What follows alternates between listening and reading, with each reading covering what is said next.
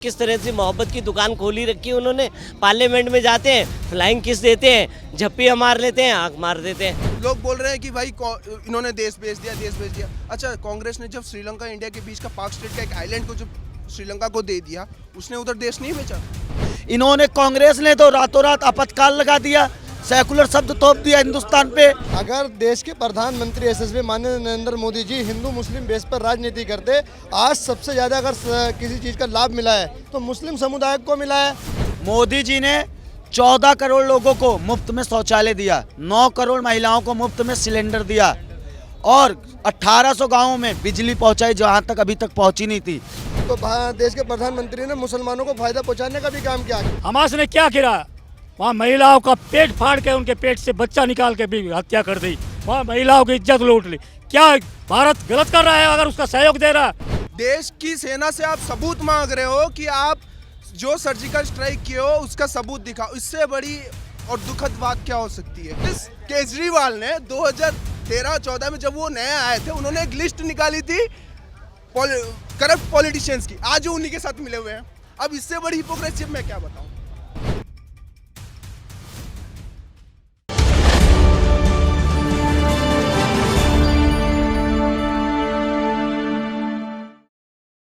अब राजनीति में नेपोटिज्म होने लग गया है, आप क्या कहेंगे?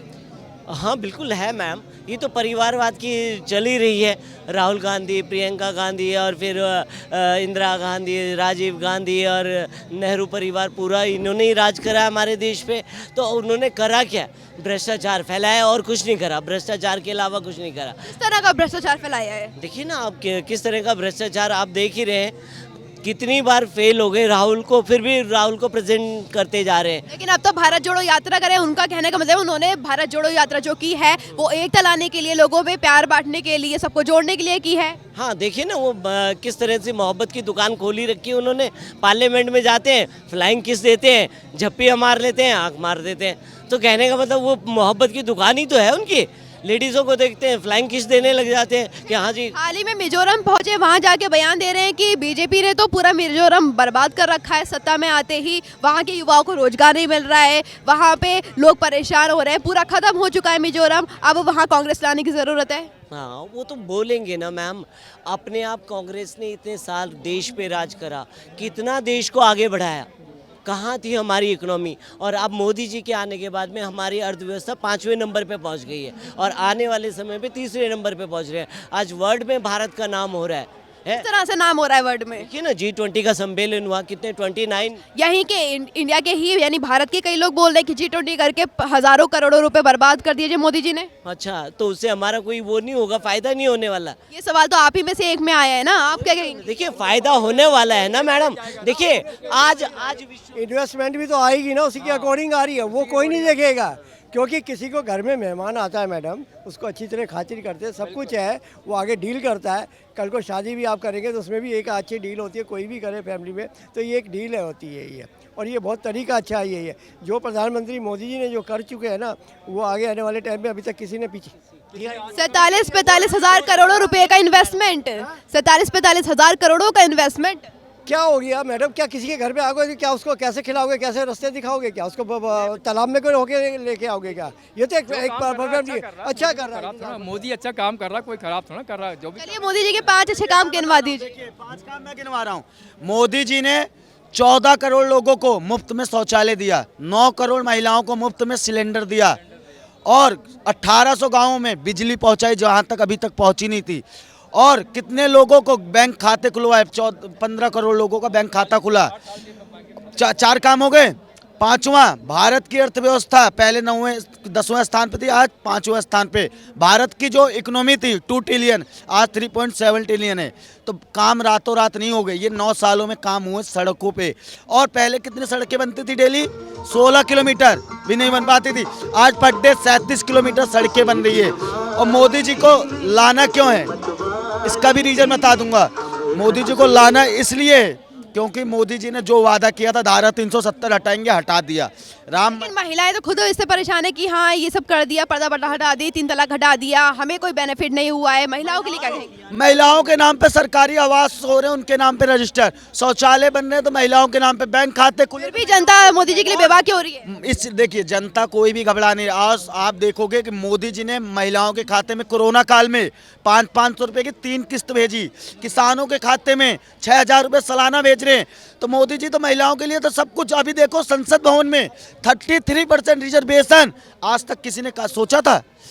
पार्लियामेंट में और असेंबली में, दोनों जगह कोई भी सरकार सिर्फ कहती थी या किसी ने नहीं। मोदी जी करके जितने भी वादे हुए, लेकिन महिलाओं के लिए 3 तलाक का मुद्दा था सबसे बड़ा मुद्दा, इसको मोदी जी ने शाहबानो केस, आपको मालूम होगा शाहबानो केस में कैसे ने राजीव गांधी की सरकार ने सुप्रीम कोर्ट का फैसला पलट दिया था।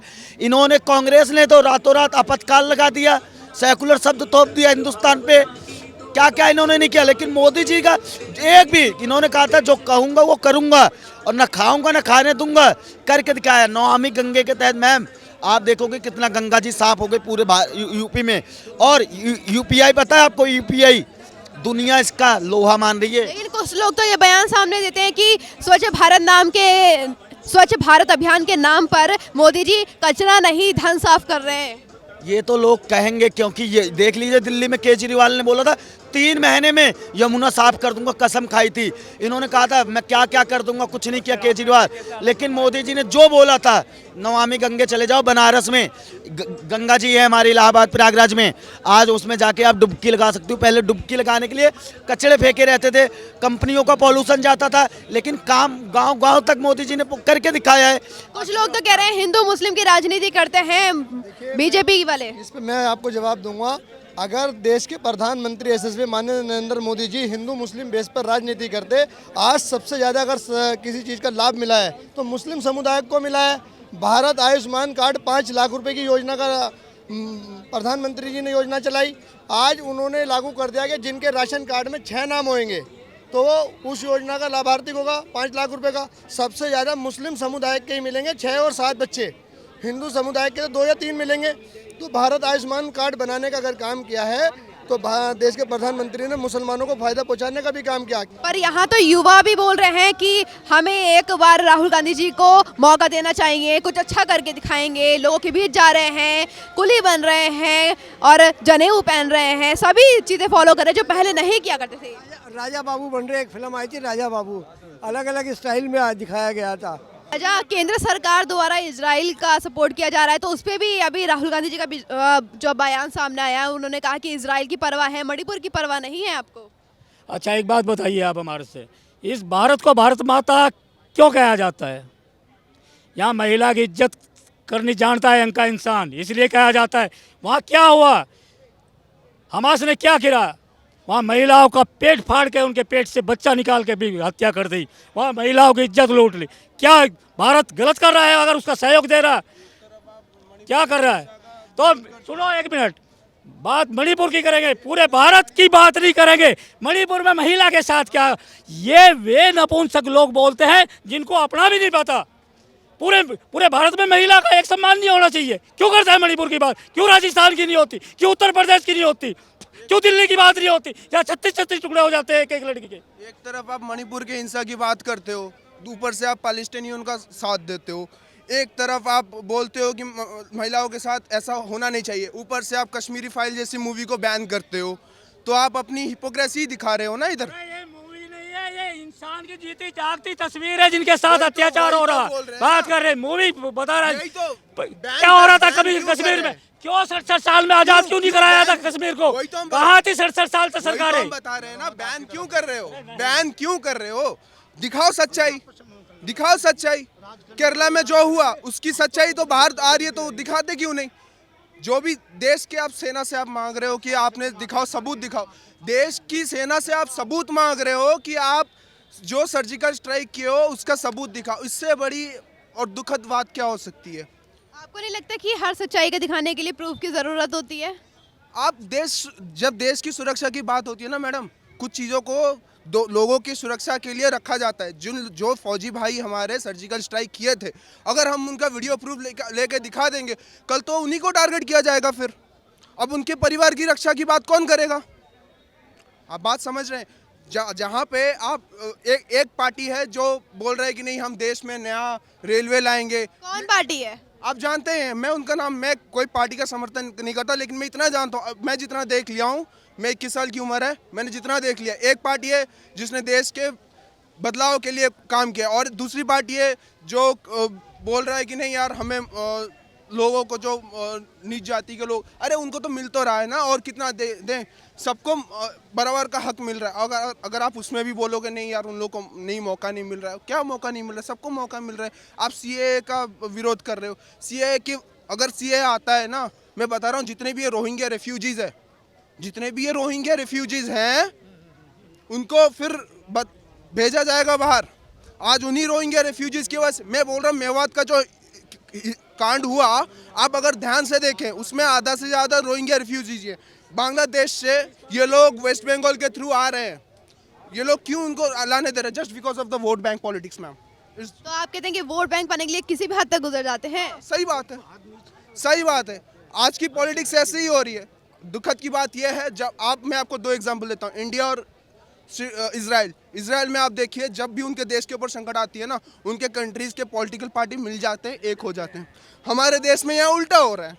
हमारे देश में अगर कुछ भी होता है तो पार्टी है यार इसकी गलती है, यार उसकी गलती है, हम गलतियाँ निकालने में रह जाएंगे, यार हमारे देश के ऊपर यहाँ पे आँच आ जाएगा। सबसे पहले मेरा बस कहना इतना ही है, मैं उसी के साथ खड़ा हूँ, हमारी जनता उसी के साथ खड़ा है जो इस देश के भलाई के लिए सोचता है। कोई चेहरा नहीं है ऐसा जो आपकी नज़रों में जो भलाई के बारे में सोच रहा हो अभी? देखिए, मैं एक सिंपल सी बात बताऊंगा, मैंने ये कहीं पे सुना भी था, हर पॉलिटिकल पार्टी कहीं ना कहीं कुछ ना कहीं गलत होती है, हर किसी में ना कुछ ना कोई कमी होती है, बट हमें उसमें से उसको देखना पड़ेगा जिसने कम गलतियां की हो, जिसने देश की भलाई के लिए काम किया हो। और आज हम देख ही रहे हैं क्या बदलाव हुआ है। लास्ट 2014 से लेकर 2023 की साल है। पहले मैं बता रहा हूँ 2014 से पहले हमारी फौजों को ना फ़ोन करके पूछना पड़ता था, सर हम हमला करें, उधर से जब सीज फायर आता था। अब मजाल है पाकिस्तान हमला करके दिखा दे, वो एक मारेंगे तो हमारे यहाँ से पूरी की पूरी दाग दी जाती है। क्यों ऐसा? अच्छा, आपको ये पता है कि अभी मैं दूसरी चीज़ आपको बताता हूँ, हम लोग बोल रहे हैं कि भाई इन्होंने देश बेच दिया। अच्छा, कांग्रेस ने जब श्रीलंका इंडिया के बीच का पाक स्टेट का एक आइलैंड को जब श्रीलंका को दे दिया, उसने उधर देश नहीं बेचा था। लोग बोल रहे हैं देश बेच दिया, लोग बोल रहे हैं भाई इन्होंने यहाँ पे बहुत सारे चाइना को पोस्ट दे दिया। अरे क्या पोस्ट दिए? रियलिटी कोई जानता है क्या? जो लाइन ऑफ एक्चुअल कंट्रोल है वहाँ पे क्या सीन है? वहाँ पे हमारी फौजें अपनी जगह पे बैठी है, हमारी फौजों ने उनकी जगह पे लेके बैठे, वो हमारे जगह पे बैठे, तो अब आपसी समझौता के साथ हम लोग पीछे हट रहे, वो लोग भी पीछे हट। लेकिन इन लोग को वो नहीं दिखाना है, इन लोग को दिखाना है नहीं यार हमारी फौजें पीछे हट गई, वो कोई नहीं दिखाएगा। जो हुआ वो कोई इंसिडेंट नहीं। हमारी फौजों से यहाँ पे बोला जा रहा है कि भाई हम, जब हमारे आर्मी के जनरल्स बोल रहे हैं कि we are ready for the war, but ये लोग यहाँ पे बोल रहे हैं गलवान से हाय, हमारी फौजों के यहाँ पे मोरल डाउन किया जा रहा है। यही तो चल रहा है ना काम। जब एक चाणक्य ने कैसे सुधरे? चाणक्य ने एक ही नीति कहा था, जब भी सारे विपक्ष मिल जाते हैं तो समझ लेना राजा भला है, राजा ईमानदार है, और अब का राजा ईमानदार है, इसीलिए उसके खिलाफ सारे के सारे मिले हुए हैं। और दूसरी चीज, जिस केजरीवाल ने 2013-14 में जब वो नए आए थे, उन्होंने एक लिस्ट निकाली थी करप्ट पॉलिटिशियंस की, आज वो उन्हीं के साथ मिले हुए हैं। अब इससे बड़ी हिपोक्रेसी मैं क्या बताऊं।